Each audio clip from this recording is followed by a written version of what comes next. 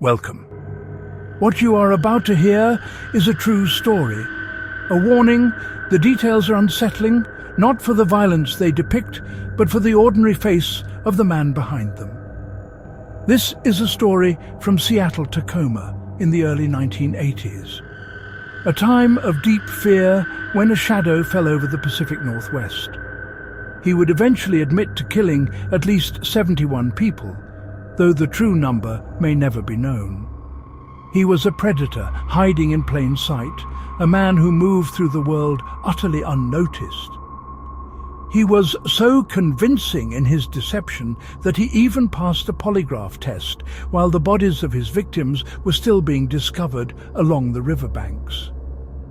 The machine registered no lies. On Sundays, he sat in church beside his wife, a seemingly devout family man, as if nothing were wrong in his world. He compartmentalized his life with chilling precision. His name was Gary Ridgway. The world would come to know him as the Green River Killer. Imagine the scene. Mist hangs heavy over the rivers and quiet suburban neighborhoods of Seattle-Tacoma. It's a landscape of breathtaking beauty, but a sense of dread was beginning to permeate the air. It started near the airport strip, a stretch of road known for its transient population. Young women, many of them vulnerable runaways or sex workers, began to vanish without a trace. One by one, they disappeared into the night. Then, the Green River began to yield its grim secrets. The first bodies were found there, giving the unknown killer his name. A wave of fear spread across the region. Every news report fueled the terror. Yet the man responsible for it all simply blended into the fabric of ordinary life, invisible. By day, he was a quiet, unassuming truck painter at the local Kenworth plant. A steady job, a routine life. He was known as a reliable, if unremarkable, employee. His trade gave him an intimate knowledge of his materials.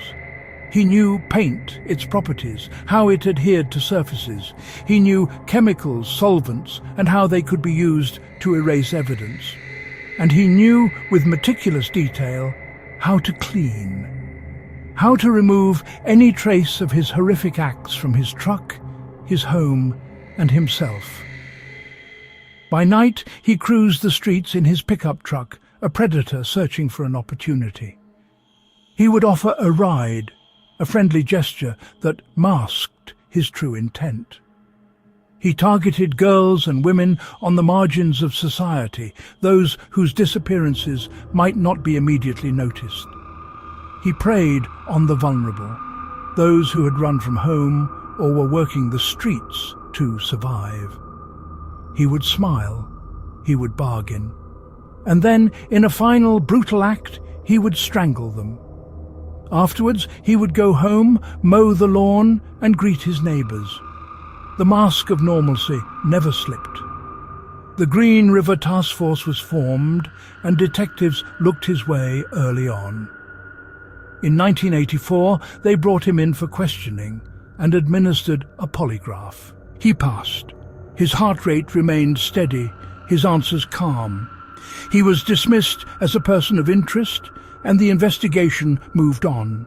For years, the case stalled. The disappearances continued, but the leads grew cold. The files gathered dust. Meanwhile, Ridgway kept killing. He left his victims in clusters, in wooded areas, and along riverbeds, creating a map of death across the county. He would even return to the scenes of his crimes, sometimes moving remains to mislead investigators and prolong his freedom. It was a cruel game he played with law enforcement. The break in the case wouldn't come from a confession or a witness. It came from science. Nearly 2 decades later, advancements in DNA technology allowed investigators to re-examine old evidence. Saliva swabs taken from Ridgway back in the 80s were a perfect match to seminal fluid found on several victims. And there was more. Those microscopic paint spheres from his factory, a unique industrial primer. They were found on the clothing of the victims too. A tiny, irrefutable link between the painter and his prey. After almost 20 years of terror, the walls were finally closing in. In 2003, to avoid the death penalty, Gary Ridgway took a plea deal. In exchange for his life, he promised to tell them everything, to lead them to the remains of the women he had hidden. In court, his demeanor was chilling. He was flat, emotionless, almost bored as he confessed to decades of murder. He methodically listed the names of his victims. He recounted dates and locations with a detached, horrifying clarity. In the gallery, families who had waited years for answers watched in stunned silence, clutching photographs of their lost daughters, sisters, and mothers. He led detectives to the remote, forgotten places where he had left his victims, places only the killer could possibly know. He was sentenced to life in prison with no possibility of parole.